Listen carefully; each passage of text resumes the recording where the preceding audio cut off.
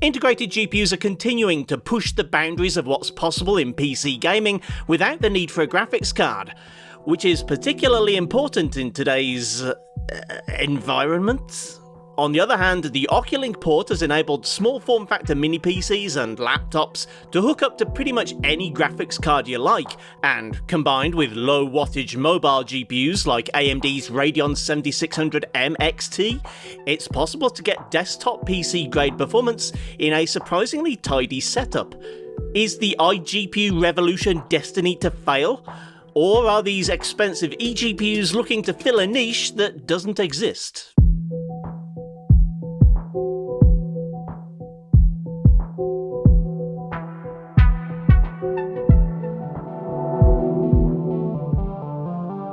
GMKTec kindly provided both bits of kit for this video, the first being the all-important platform, the EVO-X1 mini PC.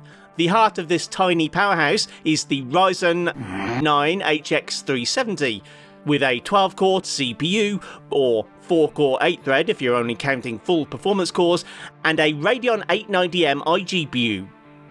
This RDNA 3.5 based solution has been compared to legendary gamer-focused graphics cards of the past, like the RX 580 and GTX 1060. And while neither of those cards would be impressive if they came out today, the fact that this level of performance can be obtained from an iGPU is still kind of a big deal. Like most integrated graphics, the Radeon 890M shares memory with the rest of the system, which in this case means 32GB of LPDDR5X running at 7500 megatransfers. Actually, that's out of the box settings. In order to get the most out of this setup, I've overclocked the RAM to 8000, tuned the timings as per my video last week, and the CPU is also running with higher TDP limits and -15 curve optimizer enabled. Of these changes, only the memory timings made a noticeable difference, so there's maybe a 5% boost over stock performance as a result. I've also manually allocated 8GB to the iGPU in order to match the eGPU, because while usually these things are smart enough to allocate as much quote-unquote VRAM as they need, some games don't act right when they only see 4GB, and I wanted the iGPU to match its competitor in this regard.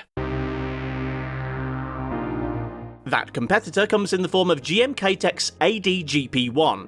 This eGPU, which features a Radeon RX 7600M XT, has a suggested retail price of $569, and at the time of writing the script it's on sale for a mere $460.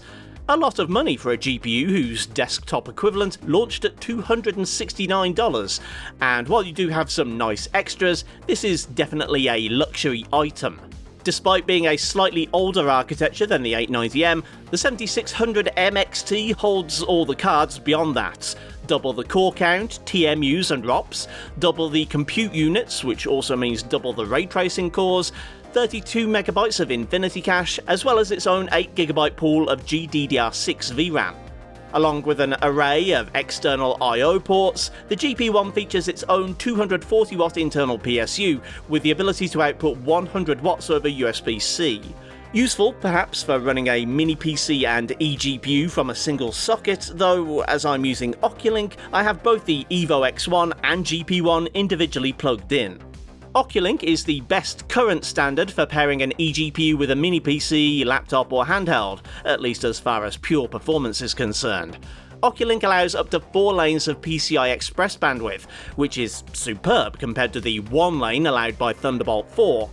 This is a disadvantage on paper when compared to a desktop GPU, which can potentially connect over 8 or 16 lanes for between 2 and 4 times the bandwidth, but that's not part of the comparison today. Though, let me know in the comments if you'd like to see this setup compared to a desktop equivalent, and I might see if I can put something together. To begin with, I wanted to get a feel for how much performance I should expect from the two GPUs, so I ran TimeSpy. The best result I saw from the HX370, minus any help from the eGPU, was an overall score of 4394, with that breaking down to a CPU score of 11635 and a GPU score of 3960. With the AD-GP1 attached, the overall score climbed to 10,257, with the CPU score actually dropping by 1,400 points, but the GPU score of over 10k being 2.5 times better than the integrated graphics. For gaming tests, Cyberpunk 2077 seemed as good a place to start as any. The best result I'd obtained from the iGPU was 56 FPS at 1080 low. The 7600 MXT sees that average increase to 121 FPS at the same settings, more than double that of the Radeon 890M. Of course, you probably didn't buy Cyberpunk for the 1080p high refresh rate experience, and if you wanted a little more graphical fidelity, the external GPU delivers there too. At 1080, it can manage a 75 FPS average at the Ultra preset with FSR disabled.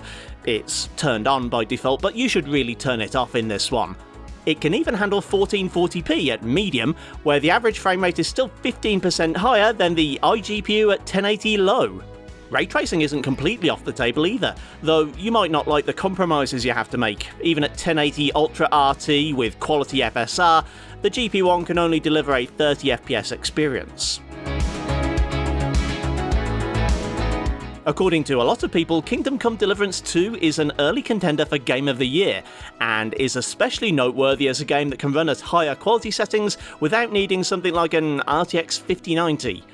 The Radeon 890M allows for over 40 FPS at 1080 medium without needing to rely on any kind of upscaling. I dare say you could get to 60 with FSR quality, maybe balanced at a push, but how much benefit is there from the external GPU? Well, quite a lot actually. At the same settings, once again the numbers are more than doubled. This means there's room to bump settings up to high and stay over 60, or even ultra if you don't mind playing in the 50s. 1440p is also very playable, though Ultra is a 30 plus experience. Not terrible, especially if you play using a controller, but probably not worth it. Red Dead Redemption was a highlight of last week's video, averaging in the 70s at 1080 high. Not so long ago, this game was only playable via emulation, and I don't think it would have performed quite so well or looked so good. That being said, there's still room to improve. The eGPU hits the frame rate cap at 1080 high and is still silky smooth at 90 FPS at 1440 Ultra. Can it do 4K? Actually, yeah, at the high preset it manages 60 FPS, and you could always tweak settings or use some upscaling to make sure it stays there.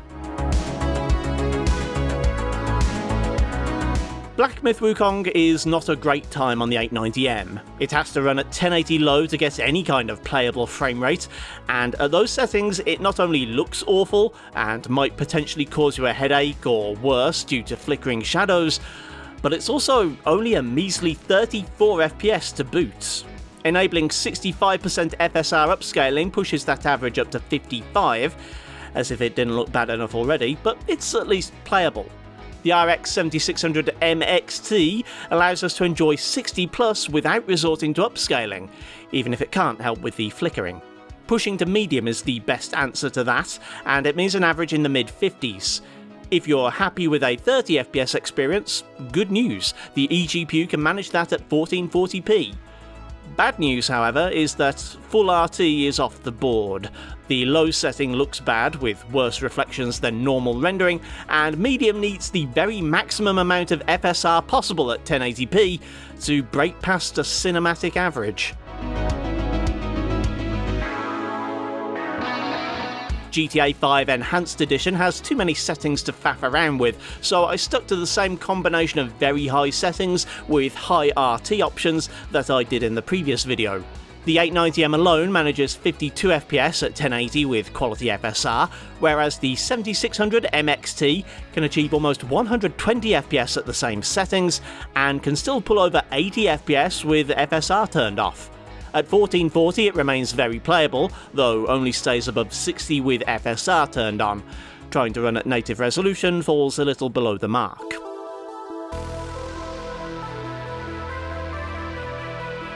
Spider-Man 2 has proven to be a bit of a problem for the EVO-X1.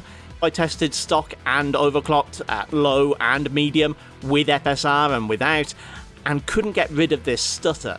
Even frame caps didn't help, and the only solution was frame gen. Along comes the GP1 to save the day, except it doesn't. The GPU isn't the part that's causing the problem, so while adding the more powerful AD-GP1 does deliver higher frame rates on average, the stuttering persists. I wondered if perhaps the low-power Zen 5C cores were causing the problem. The game is using all available cores, so perhaps there's a problem with the lower clock speeds or switching from one CCD to another. There's a couple of ways of finding out, but the one I tried was Smokeless UMAF, which unlocks some BIOS options that are normally hidden. Using this, I was able to turn off the efficient cores. However, it didn't really affect frame rates, and it didn't solve the stutter. I'm afraid the only solution remains FSR frame generation, which I know for a lot of people is a dirty word, but I think it's the only way of enjoying this game on a lower power CPU.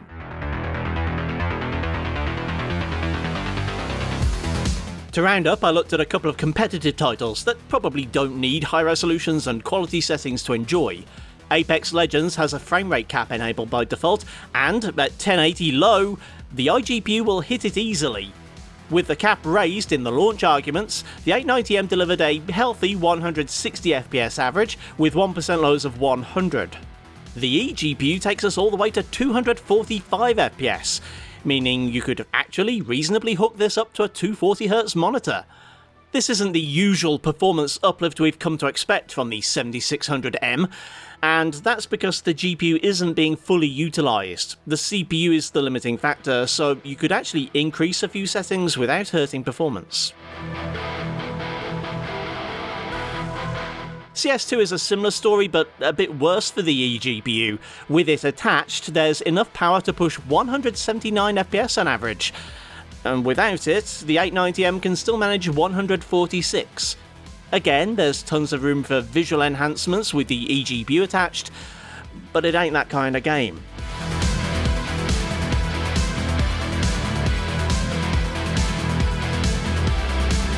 Finally, Marvel Rivals is a GPU-heavy game that looks decent even at minimum settings, but it's still heavier than it really should be. The integrated graphics can only manage 70 FPS with quality FSR.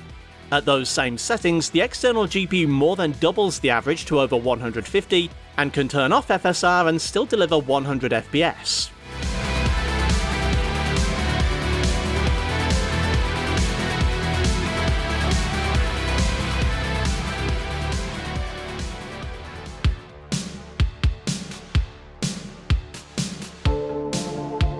Integrated graphics have come a long way, and this is actually kind of important, as the market for lower spec gaming capable devices continues to grow, and games aren't getting any less demanding.